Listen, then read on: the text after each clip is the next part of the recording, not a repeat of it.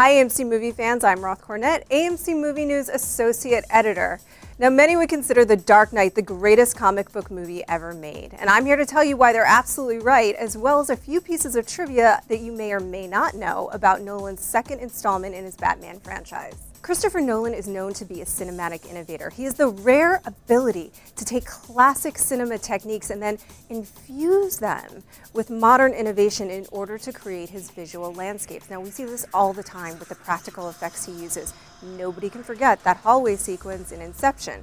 But another example is that with The Dark Knight, he became the first director in history to shoot native IMAX for action sequences. Now, plenty of films have followed suit since then. Of course, Mission Impossible Ghost Protocol and the upcoming Star Trek 2.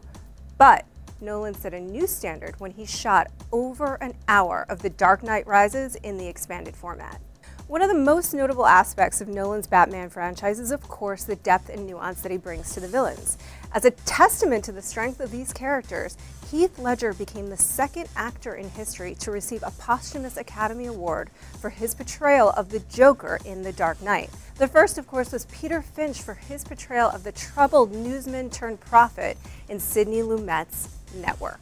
But it can easily be argued that Heath Ledger delivered the best comic book villain ever seen on screen in The Dark Knight. Nolan definitely fulfills the tropes of the comic book movie, of course, with The Dark Knight, but he adds an added element by constructing it also as a crime drama.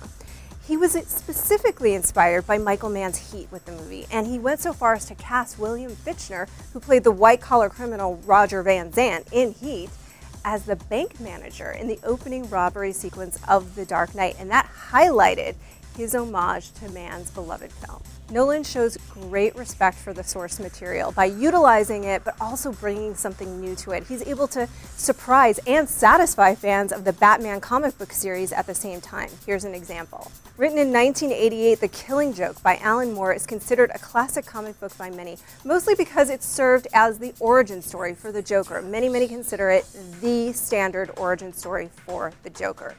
But it also served as the inspiration for one of the plot lines in The Dark Knight. In the comic, the Joker torments Commissioner Gordon, trying to drive him insane by giving him the worst day of his life, proving that even the best among us can be driven to the brink. For The Dark Knight, Nolan, his brother Jonathan, and David S. Goyer remixed the tale by having the Joker torment Harvey Dent, thus creating the villainous Two-Face.